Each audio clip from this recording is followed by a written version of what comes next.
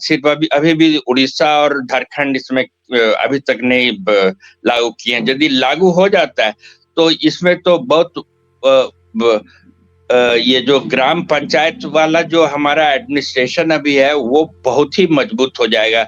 इसलिए क्योंकि पहले से ही झारखंड में बहुत सारे क्षेत्रों में पंचायत व्यवस्था के अलावा जो परंपरा वाली पारंपरिक व्यवस्था है वो तो अभी भी बहुत सारे गांव में, बहुत सारे क्षेत्र में लागू है।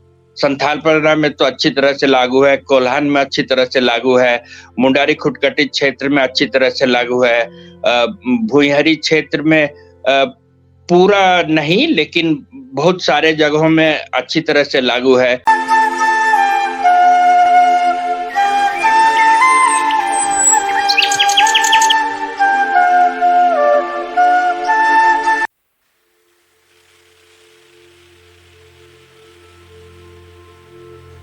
नमस्कार, मैं हूं सुधीर पाल और आप देख रहे हैं पंचायत ऑब्जर्वर। देश में 10 राज्य 5th शेड्यूल्ड एरिया के अंतर्गत आते हैं और इन 10 राज्यों में से मात्र 2 राज्य ऐसे हैं जहां पेसा 1996 का कानून लागू नहीं हो पाया है क्योंकि इन राज्यों ने अपना रूल्स नहीं ड्राफ्ट किया है।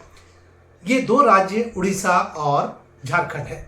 झारखंड हाईकोर्ट के हस्तक्षेप के बाद झारखंड सरकार ने पेसा ड्राफ्ट रूल्स को फाइनल कर लिया है और लोगों की राय शुमारी के लिए इसे पब्लिक डोमेन में रखा है।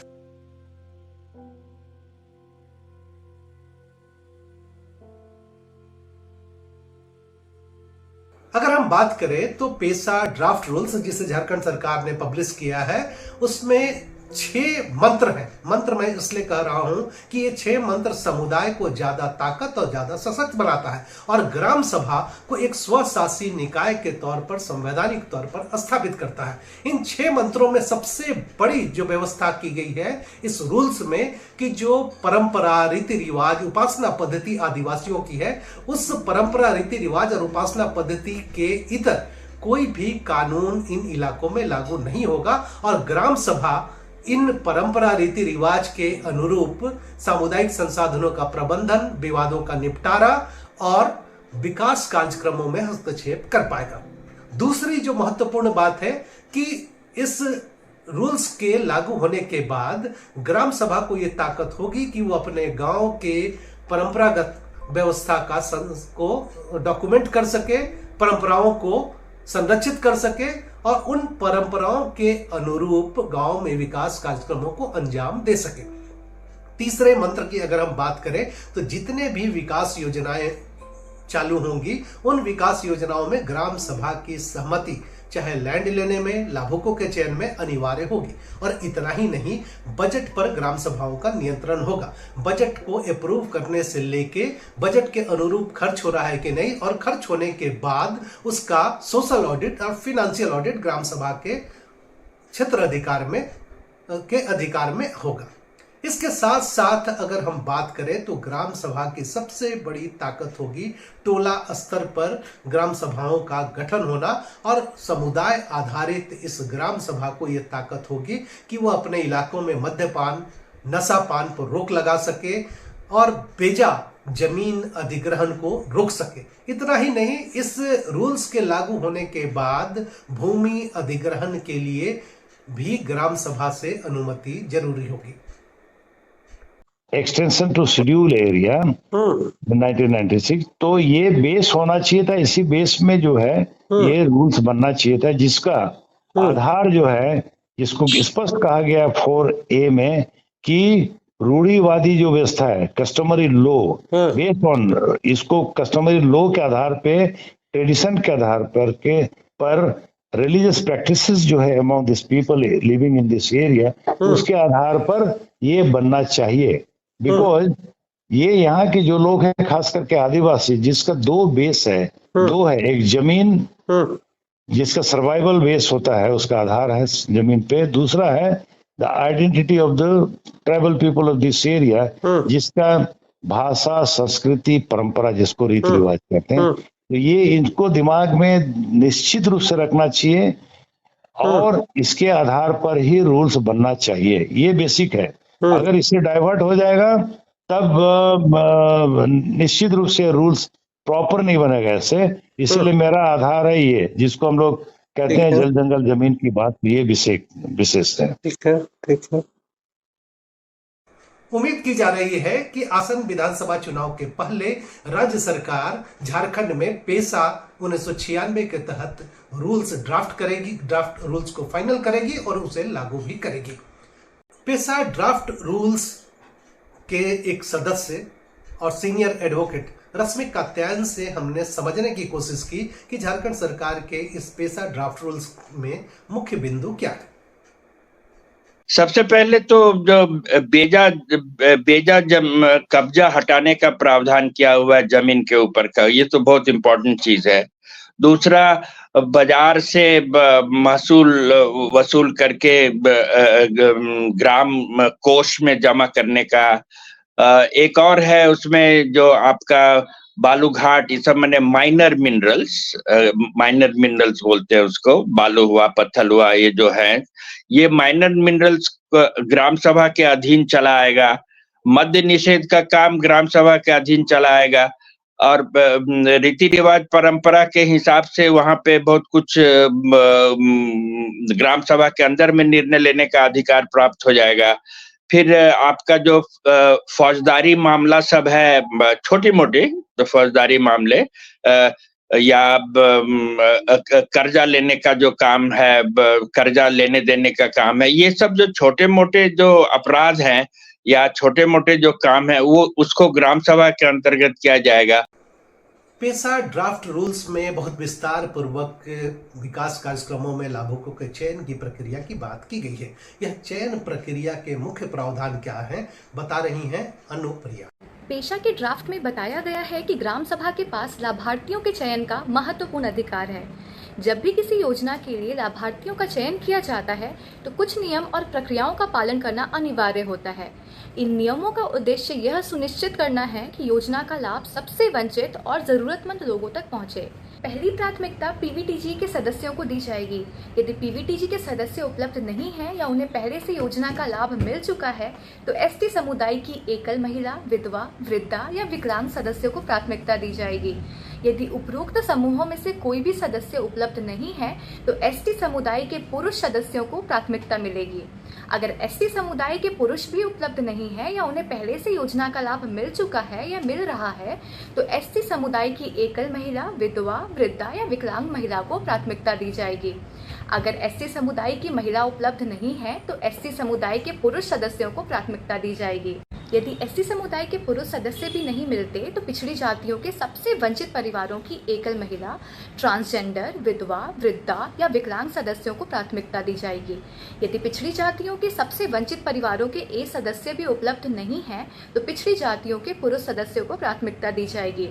अंत में यदि ये सभी श्रेणियां उपलब्ध नहीं हैं तो अन्य पिछड़ी जातियों, अल्पसंख्यक समुदायों और आर्थिक रूप से कमजोर सामान्य वर्ग के सदस्यों को चयन पर विचार किया जाएगा। पूरा आदिवासी क्षेत्र हमेशा से महाजनों से परेशान रहा है और आदिवासी इलाकों के विद्रोह को देखें तो उसके मुख्य केंद्र में कहीं ना कहीं महाजन ही रहे हैं। पेसा ड्राफ्ट रूल्स में महाजनी पर अंकुश लगाने की कोशिश की गई है और ये कहा गया है कि जो भी सूदखोरी का काम होगा वो बिना ग्राम सभा की इजाजत और आरबीआई के लाइसेंस प्राप्त किए बिना कोई भी ऋण देने का काम पेसा इलाकों में नहीं करेगा। अब हम बात करेंगे कि ग्राम सभा के पास किस तरह का अधिकार है जब लोगों को कर्ज देने की बात आती है। यह जानना जरूरी है कि किसे कर्ज मिल सकता है और अगर कोई कर्ज देने के नियम को तोड़ता है तो ग्राम सभा क्या कर सकती है। ग्राम सभा को झारखंड निजी साहूकारी अधिनियम 2016 के अनुसार कार्रवाई करने का अधिकार है। इस कानून के तहत सिर्फ आरबीआई और सेबी में पंजीकृत संस्थाएं ही अनुसूचित क्षेत्रों में कर्ज देने की अधिकृत होंगी। इन संस्थाओं को ग्राम सभा भवन या सार्वजनिक स्थान पर ब्याज दरों की जानकारी देना अनिवार्य है ताकि सभी को पता चल सके। इसके अलावा हर साल इन संस्थाओं को ग्राम सभा को लिखित में बताना होगा कि उन्होंने किसे ऋण दिया, ब्याज की दर क्या है और ऋण की शर्त क्या है। अगर कोई पंजीकृत संस्था नहीं है और किसी साहूकार द्वारा गैरकानूनी रूप से कर्ज देने की जानकारी मिलती है तो ग्राम सभा उसके खिलाफ एफआईआर दर्ज कर सकती है। अगर कोई व्यक्ति ऋण नहीं चुका पाता और उसकी ज़मीन की नीलामी या कोई अन्य कानूनी कार्रवाई होती है तो ग्राम सभा यह सुनिश्चित करेगी कि कर्जदार के न्यूनतम आवश्यकताओं और मानवाधिकारों की रक्षा हो। नशा पान पर रोक लगाना ग्राम सभा के अधिकार क्षेत्र में होगा। आपको जानकारी होगी कि मद्य निषेध झारखंड के गांव में इसलिए जरूरी है कि पूरा का पूरा गांव मद्यपान की वजह से परेशान है और आर्थिक तंगी में डूबा हुआ है। रक्षा हो। चलिए अब जानते हैं कि ग्राम सभा को मादक द्रव्यों यानी शराब और अन्य नशीले पदार्थों के उत्पादन और विक्रय को नियंत्रित करने के क्या अधिकार मिले हैं। इन नियमों का मुख्य उद्देश्य है कि इन पदार्थों का सही तरीके से इस्तेमाल हो और समाज पर इसका कोई बुरा असर ना पड़े। चलिए इसे और विस्तार से समझते हैं। अनुसूचित क्षेत्रों में ग्राम सभा को मादक द्रव्यों जैसे इल्ली, महुआ, शराब, पचवई आदि के विनिर्माण, भंडारण, परिवहन, विक्रय और उपभोग को नियंत्रित करने और प्रतिबंधित करने का अधिकार है।